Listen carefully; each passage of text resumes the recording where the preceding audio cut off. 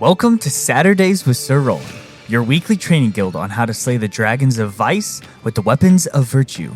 Here's your guild master, the author of the 7 Deadly Dragons book series, and faithful knight to the one true light, Sir Rolland Paterlot.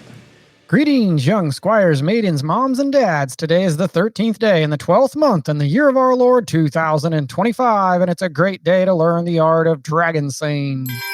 That sound, young squires, means it's a feast day, or at least I hope you heard a sound this week, because last week Topher forgot to include the ding in the post-production and left me looking like a senile old guy who's hearing things.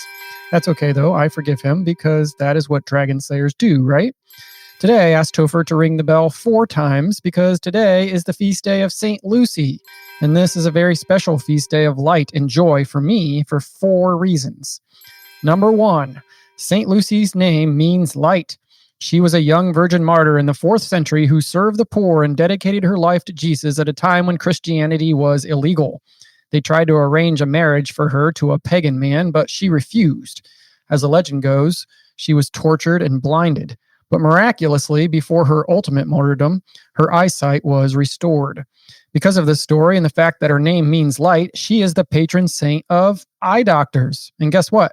My day job is an eye doctor, so she is my patron saint. You see, it is my vocation in life to help people see the world more clearly. But it is my mission in life to help people see the truth more clearly. And the truth is this: Jesus is the light of the world, which makes the darkness of all dragons flee. The winter solstice is right around this time of year, and in fact, it used to be considered December 13th, though now it is the 21st. And the winter solstice represents the shortest day of the year in this part of the world, which means it contains the most darkness. This Sunday, the 3rd Sunday of Advent, we will light the pink candle, which represents joy, because in the midst of this dark and silent winter, Jesus came into the world as the light, which pierces the darkness. Some traditions call this day the Festival of Lights. Our new Christmas song this week, called Silent Night, tells the story of how Jesus broke in behind enemy lines at the darkest of times and brought light to the world in the incarnation. But lighting the pink candle also reminds us that we're supposed to share our joy with others and be children of light to others. The second reason this is a very special feast day for me is because it is also the patronal feast day of our 5-year-old little lady Lumena, whom you have heard on the podcast before and perhaps have seen on dragonslayers.tv playing Name That Dragon. You see, Lumena is a little lady of light, because not only does her first name, Lumena, mean light, her middle name is Lucia, which also means light. She's named after St. Lucy as well. Lady Lumena was born in the year 2020. Many of you may not even remember that year. It was supposed to be my year, the year of the eye doctor, 2020.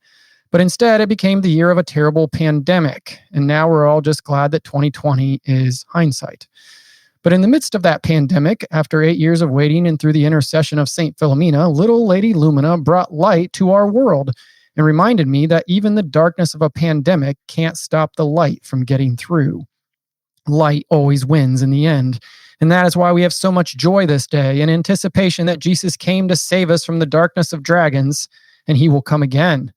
The war has already been won. The light defeats darkness, good defeats evil, beauty defeats ugliness, and truth defeats lies.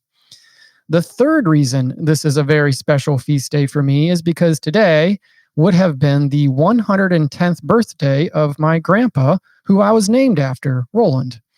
If you read the beginning of my book series, you will know that I inherited at least 4 things from my grandpa: the name Rolland, my sense of humor, my blue eyes, and a desire to be something great. Grandpa always used to tease me this time of year and say I was not allowed to put up my Christmas tree until after we celebrated his birthday. While I wish I could say that I've held fast to that rule in his honor, we usually do get a live tree, and I like Christmas lights during Advent, so I usually disobey his request. I know he's probably up in heaven saying, piffle your ornery pup, because that's what he always would say. Well, I just want to say happy birthday, Grandpa. And I would like to ask all of you young squires to do me a special favor.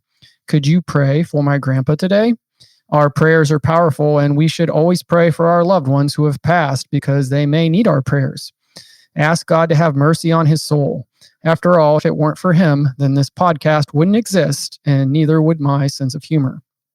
Number 4, the fourth reason, and the last but not least reason that this is a very special day of joy for me is because I stole my grandpa's birthday and made it my wedding day.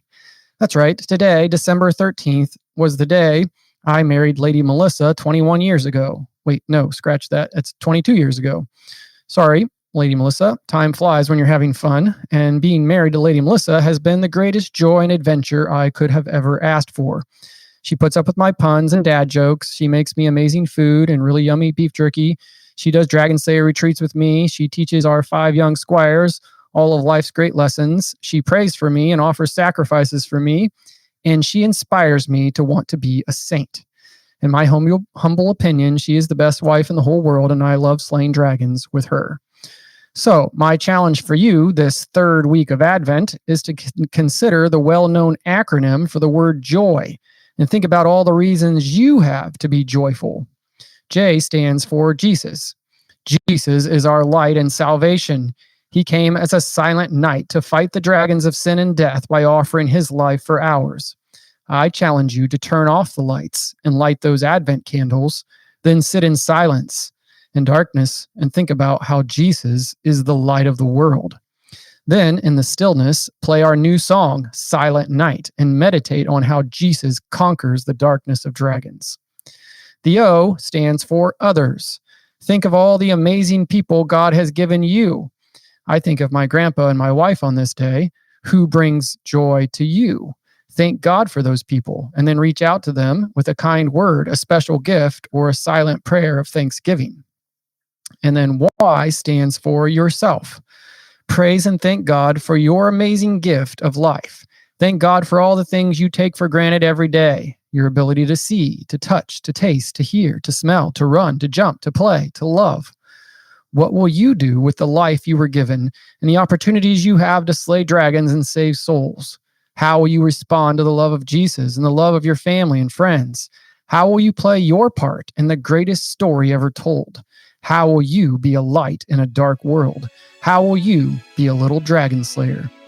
And Little Dragon Slayers will be our featured song next week, and it will be dedicated to all of you. And until next week, I'll leave you under the protection of St. Michael the Great Archangel, St. Joseph the Terror of Dragons, and Mary, Queen of the Angels, Our Lady of Grace, and the woman whose seed crushed the head of the dragon. Hey everybody, Sir Topher here. First off, please say a prayer of thanksgiving for Sir Rolland and Lady Melissa as their wedding anniversary. As Rolland was mentioning earlier in the podcast, I'm very lucky to be able to spend almost every day with them, and I see firsthand their love for Jesus and the love they have for each other. And the source of that love is their faith and hope in our good Lord, Jesus. So thank you, Lady Melissa and Sir Rolland, for continuing this mission for all parents and kids, for your sacrifices and for your faith. All right, to the podcast. Yeah, sorry, Rolland. I completely forgot to include the bell last week.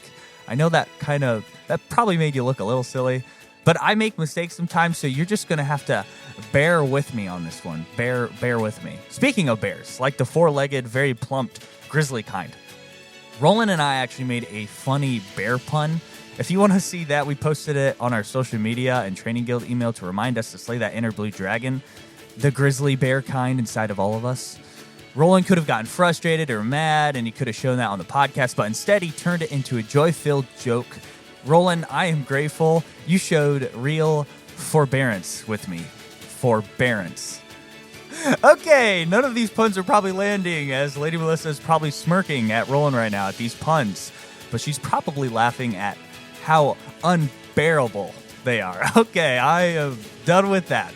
I know you guys are probably done listening to me ramble, so we're going to go to the music now. We are releasing Silent Night.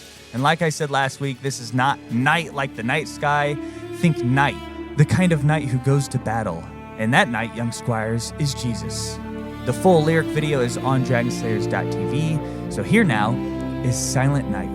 And until next week, stay holy and slay dragons. Silent night, holy fight, born this night, the world's true light. In the stillness, the battle begun, a child asleep, the victory won. hides its war in peace. God made flesh our souls release.